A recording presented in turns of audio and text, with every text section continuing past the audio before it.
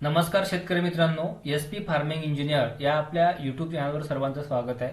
मित्रांनो, आता आपण आहोत एका नवीन पोर्टलवरती जे महाराष्ट्र शासनातर्फे डेव्हलप केले गेले आहे आणि आपण बघितलं असेल सन 2023 खरीप हंगामासाठी कापूस व सोयाबीन या उत्पादक शेतकऱ्यांना अर्थसहाय्य घोषित केलेलं होतं.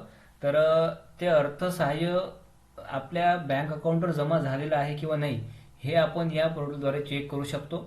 तर मित्रांनो, या वेबसाईटची लिंक मी आपल्या व्हिडिओच्या डिस्क्रिप्शन बॉक्समध्ये देणार आहे. त्या ठिकाणी आपण डायरेक्टली या लिंकवर जाऊ शकता आणि आपलं जे अर्थसहाय्य आहे किंवा जे अनुदान आहे ते आपल्या बँक खात्यावर जमा झालेलं आहे किंवा नाही ते चेक करू शकता. तर मित्रांनो, या ठिकाणी बघा, उजव्या कॉर्नरला तुम्हाला एक ऑप्शन दिसत आहे लॉग इन आणि त्याच्या खाली दुसरं ऑप्शन आहे डिस्बर्समेंट स्टेटस, म्हणजे आपल्या जो निधी आहे त्याच्या डिस्बर्समेंटची सद्यस्थिती आपण चेक करू शकतो. तर आपल्याला डिस्बर्समेंट या ऑप्शनवरती क्लिक करायचं आहे. त्यानंतर मित्रांनो, तुम्हाला अशा प्रकारचे एक पेज दिसेल.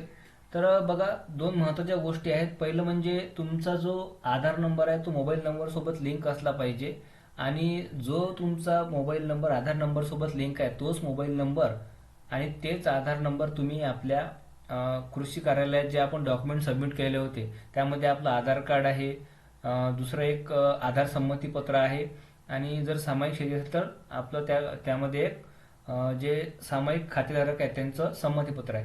तर हेच डॉक्युमेंट आणि तोच आधार नंबर तुम्ही त्या कृषी कार्यालयात दिलेला असला पाहिजे. तर तेव्हाच तुमचा हा डाटा जो आहे तो या ठिकाणी दिसेल. दुसरी गोष्ट, जर या पोर्टल अंतर्गत जर तुमचा डेटा या पोर्टलवरती अपलोड केलेला गेलेला असेल, तो डेटा आपण अपलोड करत नाही, तो शासन अपलोड करतं किंवा जे डिपार्टमेंट आहे, कृषी विभाग आहे, जर त्यांनी हा डेटा अपलोड केला असेल तरच तुम्हाला या ठिकाणी तुमच्या अनुदानाची सद्यस्थिती चेक करता येईल. तर मित्रांनो, या ठिकाणी बघा, तुम्हाला इथं आधार नंबर टाकायचा आहे या बॉक्समध्ये आणि हा जो कॅप्चा आहे तो या छोट्या बॉक्समध्ये टाईप करायचा आहे आणि त्यानंतर गेट आधार OTP या ऑप्शनवरती क्लिक करायचं आहे. तर मित्रांनो बघा, हा जो OTP आहे, OTP आल्यावर तुम्हाला या ठिकाणी तो OTP टाकायचा आहे. तर तुमच्या आधारसोबत जो मोबाईल नंबर लिंक आहे त्याच मोबाईल नंबरवरती तुमचा OTP येईल आणि परत तुम्हाला या ठिकाणी जो कॅप्चा कोड आहे तो टाकायचा आहे आणि गेट डाटा या ऑप्शनवरती क्लिक करायचं आहे.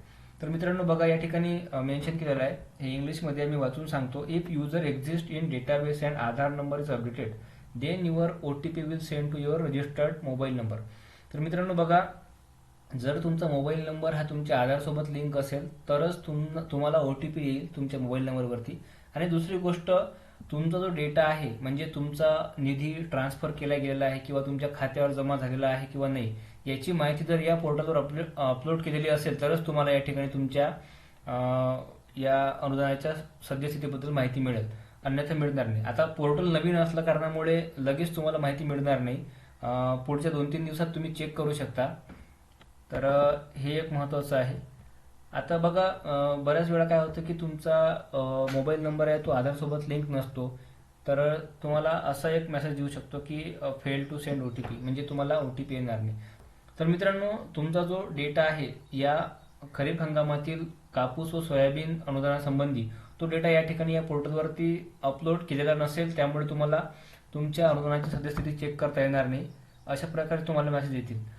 काही शेतकऱ्यांचे जर अनुदान जमा झाले नसेल बँक अकाउंटवर, त्यांना या ठिकाणी त्यांच्या अनुदानाची सद्यस्थिती चेक करता येईल. तर मित्रांनो, एक छोटंसं अपडेट होतं आणि या वेबसाईटची जी लिंक आहे ती आपल्या डिस्क्रिप्शन बॉक्समध्ये मी देणार आहे. त्या ठिकाणी तुम्ही आपलं जे अनुदानाचं स्टेटस आहे ते चेक करू शकता. थँक्यू.